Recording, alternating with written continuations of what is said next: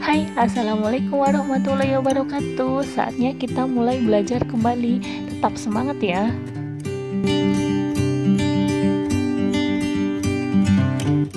Pada kali ini kita akan belajar bersama tentang kasus-kasus pelanggaran hak dan pengingkaran kewajiban warga negara.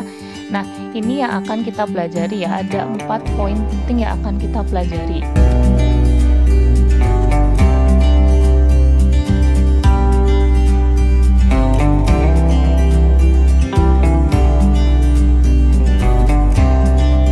Yang pertama itu tentang makna hak dan kewajiban warga negara Indonesia. Pasti kalian sudah tahu kan arti dari hak asasi manusia. Lalu bedanya apa sih dengan hak warga negara? Hak warga negara itu sama, melekat pada diri manusia, tetapi kedudukannya sebagai anggota dari sebuah negara. Jadi hak warga negara itu hanya terbatas untuk warga negaranya saja. Lanjut ke kewajiban. Kewajiban itu adalah suatu yang harus dilakukan. Nah, berarti kewajiban warga negara itu adalah suatu yang harus dilakukan oleh warga negaranya. Contohnya itu sudah ada ya.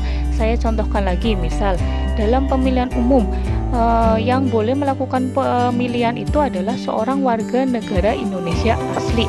Nah, warga negara asing itu tidak boleh ikut melaksanakan pemilihan umum di Indonesia. Nah, lanjut ke substansi hak dan kewajiban warga negara dalam Pancasila. Nah, itu yang pertama itu ada dalam nilai dasar sila-sila Pancasila. Nilai dasar Pancasila itu ada 5, yaitu nilai ketuhanan, nilai kemanusiaan, nilai persatuan, nilai kerakyatan, dan nilai keadilan. Nah, di situ sudah dijabarkan satu persatu ya. Nah, selanjutnya ada nilai instrumen sila-sila Pancasila. Nilai instrumen itu adalah penjabaran dari nilai-nilai dasar yang terkandung dalam Pancasila. Tadi yang nilai kemanusiaan, nilai ketuhanan. Nah, biasanya itu nilai instrumen itu berwujud ketentuan. Biasanya itu kalau di Indonesia berarti undang-undang, undang-undang dasar, peraturan daerah, peraturan perundang-undangan, dan peraturan yang ada di Indonesia. Itu adalah termasuk wujud dari nilai instrumen Pancasila. Ini beberapa hak warga negara yang terdapat dalam nilai instrumen Pancasila. Dalam hal ini terdapat dalam Undang-Undang Dasar tahun 1945. Nah, coba kalian buka Undang-Undang Dasar tahun 1945. Pasti kalian punya dong. Nah, dibuka, dicari pasal-pasal tadi dan bunyinya apa biar kalian lebih ngerti. Dari beberapa hak tadi bisa dikategorikan menjadi 6 hak, yaitu hak asasi pribadi, politik, ekonomi, hukum, peradilan, dan sosial budaya. Nah, ini masih lanjutan dari nilai instrumen, yaitu tentang kewajiban warga negara yang ada di Undang-Undang Dasar tahun 1945. Ada juga hak negara loh, bukan cuma hak warga negara saja. Nah, ini kewajiban negara atau pemerintah. Itu sesuai dengan tujuan negara Indonesia. Coba ingat, tujuan negara Indonesia itu tercantum dalam apa?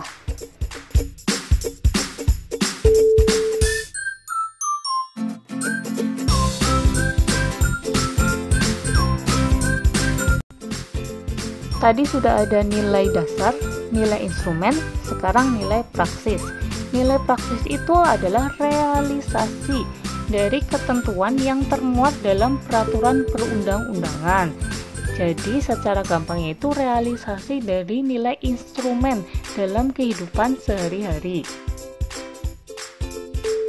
Nah, ini beberapa contoh realisasi dari nilai instrumen yang dapat kita lakukan dalam kehidupan sehari-hari.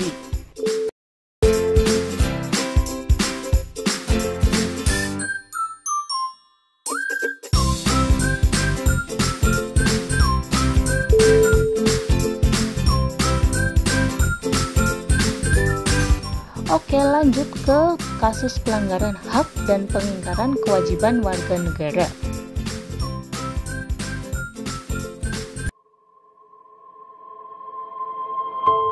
Kita di kantor BNPB dan sebagian besar karyawan yang ada di sana banyak yang merokok. Sebenarnya merasakan batuk-batuk, ada nyeri-nyeri di tulang sebenarnya sudah cukup lama. Saya ke rumah sakit, ke dokter paru, disuruh ronsen, kemudian disuruh CT scan. Dokter mengatakan, sampean sakit kanker paru stadium 4. Ya tentu saya sesok. Pertama saya kasih tahu ya nangis semua. Karena semua tahu lah, kanker itu tidak ada obatnya. Saya bukan merokok, keluarga saya tidak ada yang merokok. Saya hidup sehat. Ya ada kemungkinan, salah satu penyebabnya adalah saya perokok pasif. Ya buat generasi muda, terutama anak-anak, jangan merokok. Tidak ada orang akan menilai dia akan kelihatan gagah kalau merokok. Seperti iklan-iklan itu. Itu sangat menyesatkan. Stoplah rokok. Ingat bukan Anda, tapi untuk keluarga Anda, istri Anda, suami Anda, anak-anak Anda, dan sebagainya. Saudara, acara pernikahan di Kota Semarang menjadi klaster baru penularan virus corona karena tidak menerapkan protokol kesehatan. Sementara itu, Kota Semarang telah menetapkan pembatasan kegiatan masyarakat jilid 4 sebagai upaya mencegah sebaran virus corona. Penambahan kasus positif virus corona di Jawa Tengah salah satunya dipicu oleh sebuah pernikahan di Kota Semarang.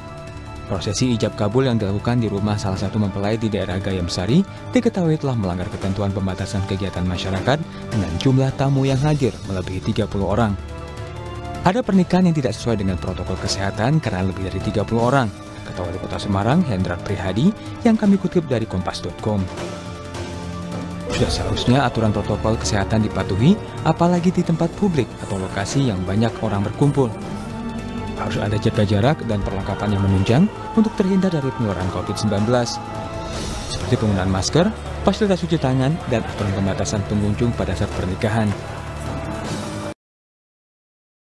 Nah, sudah dilihat kan video tadi? Menurut kalian dalam video tersebut terdapat pelanggaran HAM dan pengingkaran kewajiban tidak? Coba kalian cari.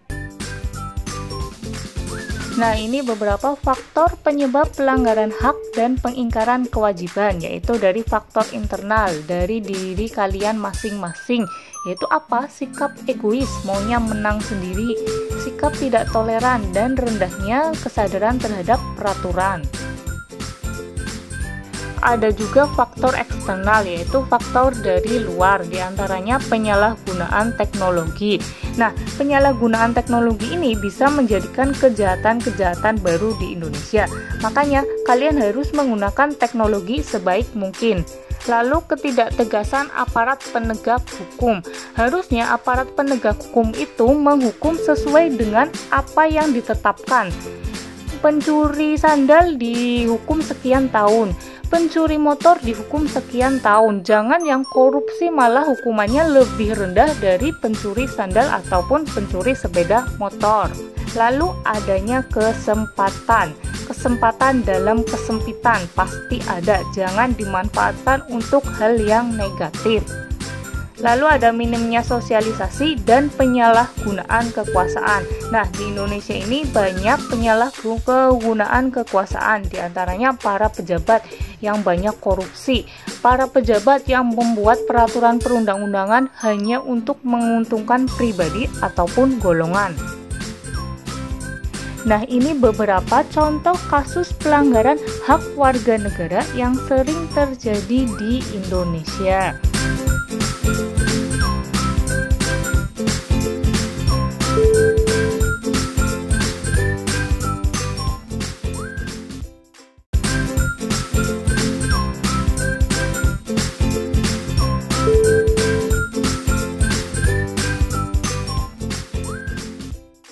Dari banyaknya kasus pelanggaran hak dan pengingkaran kewajiban di Indonesia, bagaimana sih seharusnya penanganan pelanggaran hak dan pengingkaran kewajiban warga negara di Indonesia?